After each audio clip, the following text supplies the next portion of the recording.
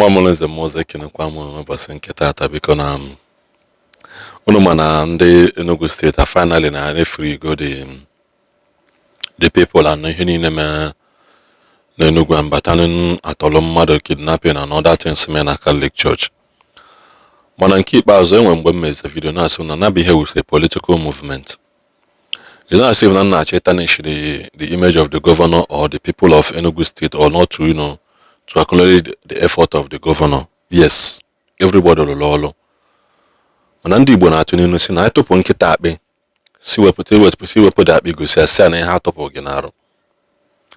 Anyị agafego the era of sọsọ apụta gọọmenti na-ekwu ihe na-eme. Government of the people, for the people, and by the people.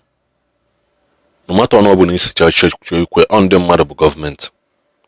Otago. The truth is, I be able to turn that into political movement, which na more and we see. Don't use people's pain to chase clout, and also don't use people's pain for self-glorification. The SSG called the Guinea one to the governor Biana Abia. Try to on the thing to campaign ground. Where you should have to first of all accept the responsibility of a failed government. See, yes, you people accepted the responsibility that na obolo na the government are responsible enough. That thing shouldn't have happened in the first place. And to the youth of Enugu State, when we post that video, a lot of people now say na the youth kwesịrị iji egbe, na ndị youth kwesịrị ime nka, ndị youth kwesịrị ime nkozo. Ekwume na that video which I specifically said it. Agwa mu na ndị unu na ha na-eme ka ihe na-set a trap na-achọ onye ọya ama, mana God so kind na nya bụ ihe emero. That n'ebe o ya nọ ka njọ bụ na ọ bụrụ na mgbọsị ndị abịa chọọchị gbakpọ ndị youth gbakpọ anyị ndị youth gbakpọ anyị. Ihe anyị eji ndị youth ahụ wee mee I assume automatically no ESN and POB be that operation now. Or don't know can him cool or be him because now each check the line, check the door, check the scenario, everything see me. I wouldn't make type in any here can put and just can when with a view no, I don't do that. I am here to enlighten and to reshaping your mindset the way you see for in the government in them, especially in nearby. West yes. Youth because seeing the zeal of those youth they are ready to take care of their land. Man, just that on a moral approval from the government. And don't really hear Nezuboda has said that now some of the people and I have written petitions severally to the government, and the government are not doing anything about it. I post some that video. Which now yes, now youth kwesịrị Mana them make one mistake of inwe egbe on their own. Same way government approved once no in that village, in those locations, making sure that life and property are being safeguarded. Because now once you to egbe bahanaka, two things yeme attack ya ESN and that egbe banya jom madanaka he will oppress when the hakwasili chekwa. I don't know ki hini nkuna that video be hemele gezi hemen. 1 week later, it's then the mail that in case the government be at on what it is. Now, how you can use AI again one use and cause or use and cause. Unu see no use those things. Go seek it, and when the villagers that can be able to confirm nehunume. Go see now some of the things unu use for those tactical things now. I'm not saying you should display all your security arsenals. Can the enemy give a fear? No. I am saying, Kedendi Jalolwa, Kedia Hamel, Kedebeji Dalandia. We should put a video soon. When you blow the Harrison in collaboration with the government, because Harrison Adaga alone, they will contact Harrison Abia. He uses some of the equipment and the intel somewhere in his capacity to help the government. Government is actually low. That first day and second day is enough for government if fish out those boys. It's an answer. Now government then one of the capacity to fish those people out in a day or two. Well, phone you know na your room balia pitamba. It's an answer come nase. Well, phone you no na room gi choy more here or somewhere no balia pitamba. And you can get also 2 days if we government akpolo gị. The other blogger akpolo na Enugu State maka na ọ na-egosi bad road na government na-alụ ha ma nke alụ akwa etili aka akpolo ya. They can locate you wherever you are, but why is it taking them long to locate criminals? Those guys, they are never alone. I will say it till tomorrow. They are never alone. What then are you doing to crack them down? Mgbe mechazi those things nke ahụ ga abịa kwuba okwu na ha mere nke a mee nke ọzọ mekwa nke ọzọ, and you people are speaking na hide iru ndị mere ha. Ọ bụ na ọ wụrụ na ndị amị post, Ijele post, Harrison post, and Harrison went as far as telling people he dare you people to speak. Gwa ka the government emepe ọnụ mana ha na-emepe ọnụ sị na IPOB ESN group mere nke a na ebe a mee nke a n'Imo State, and they were captured nke a ebe everywhere was captured, and that was captured, and you captured Fulani, Hausa Fulani, ndị mere bịa a whole village dey quiet like that tọrọ mmadụ. You captured them and you were trying to hide their face from the media, and you can't even specifically call them who they are. You can't specifically call none of government officials or who they are. I even went as far as you with app in use can also that news hide ya. He will search the whole social media. Maybe I mention or such name. I tried it and none of them were able to detect it. I tried it when natural for here. None of them were able to dictate where it was confirmed no Fulani Hausa in the Bialosha.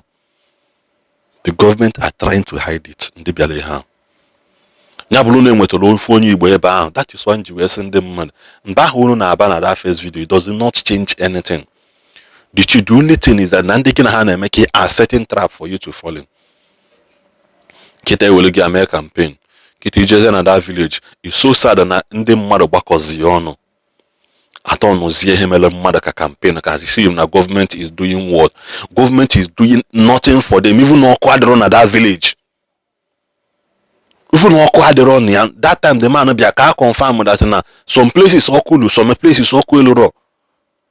Transform ebute amount bere ya.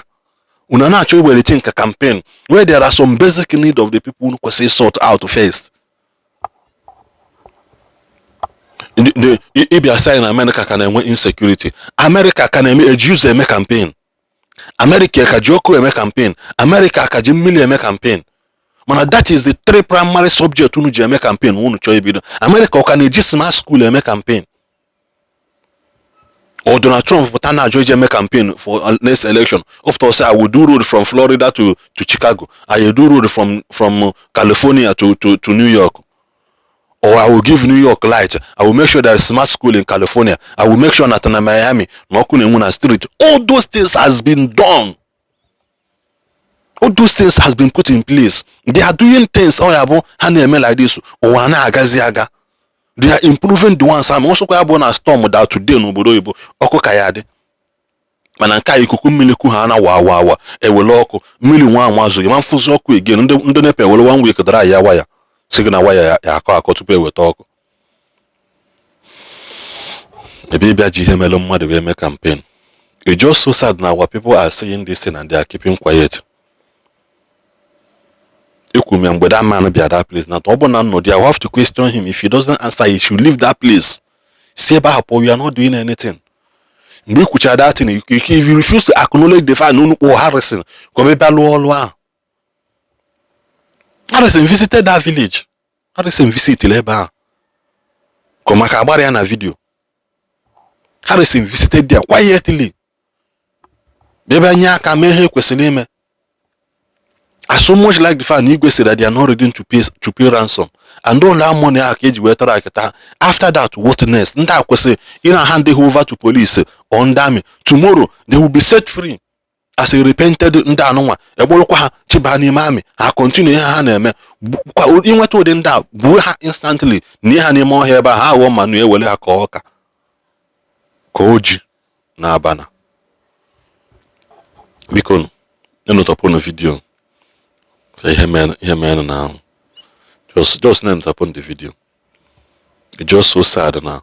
I gather our mother, our parents in our village. a campaign while your children and your wives are living a good life in the city or outside the country. It's just so sad. Mother in a mother will make campaign. It is uncalled for, and I will never support it. I will not support it in a campaign. If the government is responsible enough, as a father, a mention until to put a strategic measures around your children. You train their mind, take care of yourself. A mention until I bet along wagi to be very yatiba. A member until do shabby beg to be what you do. Nabi had a meme. Unajis and them mother make campaign. Unajis and them mother make campaign. All these government officials, unajis and them mother make campaign. I will keep saying it and I will say it again. Ejigunde nkanu now zoto for election. You chiketa abeba ke harais ke ha stickers governor. Say okay, so if we do chetekwa na governor lolo to lolo nkalu nkozo. And if people are failing the people every day by day. Odorono mma. Ekuchakwa anu. Ndo bona lo di olu ekene kwa amun. God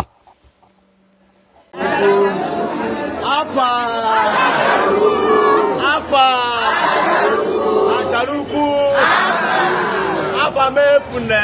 Acharuku. Ndaba kwen. Umwanya kwen. Umwoke kwen. Umodo kwen. Umada kwen. Umuyusu kwen zono.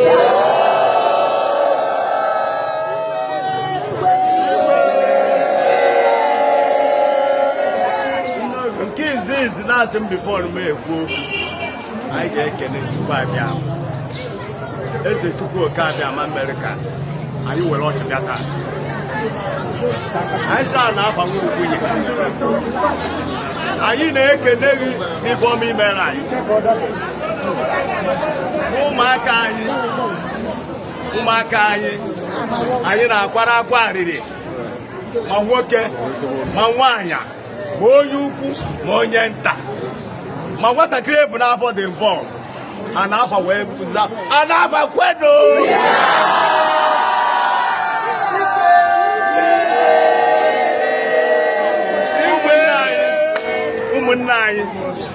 I hear now what I said, but I'll tell you, Yano. Maniana wouldn't go Yan, whom I am. Governor Jinda, he need an andro now.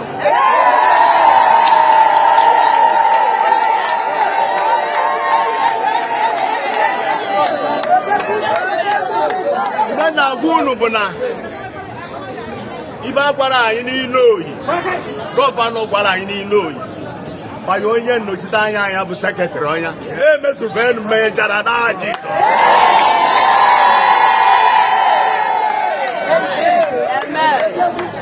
Maybe I need now, my Anina, urge for the Vanega.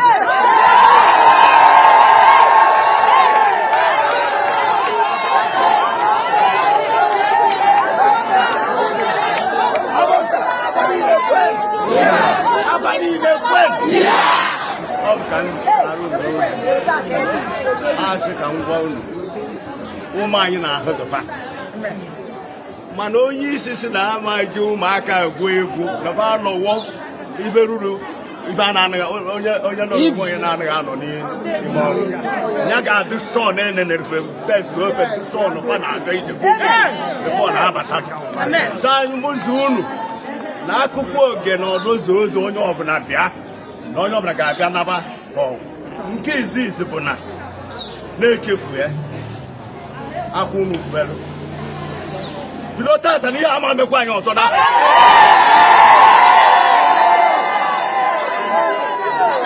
ma ndị na-agba ama ma ndị mmadụ gbagocha ofe anyị na-azụ akwụkwọ nwaanyị kọọrọ anyị ọ bụ ife akwụkwọ mfe were angry by no tan tata bu bosonu mbasene na baba abu bosonu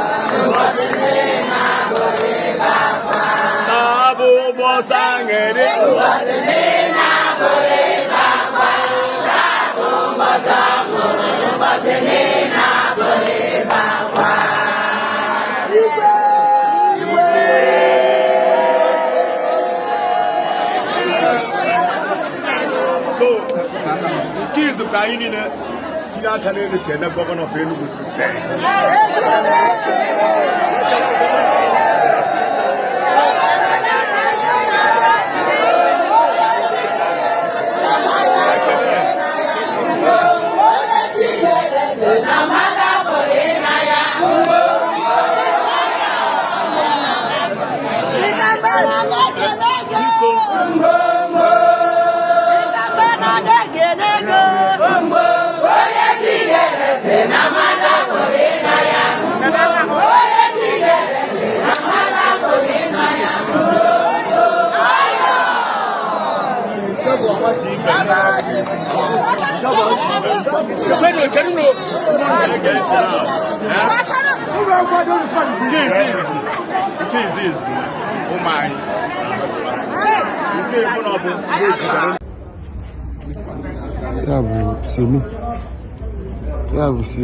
Semi by very school, and some of our brothers. Now, Abazami for Fadambo, Olive Luna, right? Okay, the other victim. Now, one and the rescue goes so far. Yes, me. I don't know hospital, the 2 division hospital. Enugu here. However, if you want to go again, even at 2 hours, okay, for no one money. Okay, June by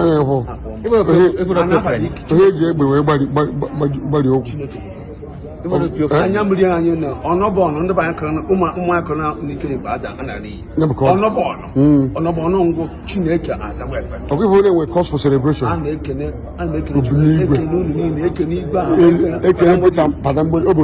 Pitamba, Pitamba. I go with Bob. But somebody like a Jelani, I'm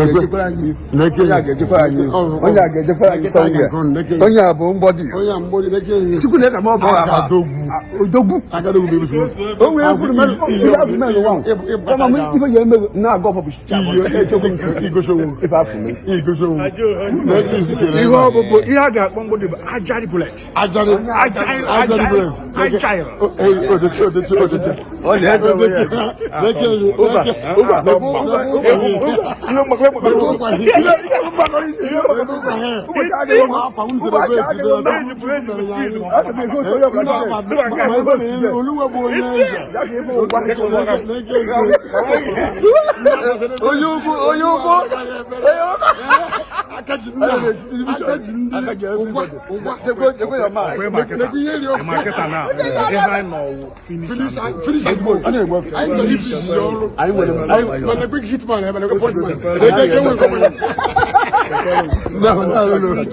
hitman.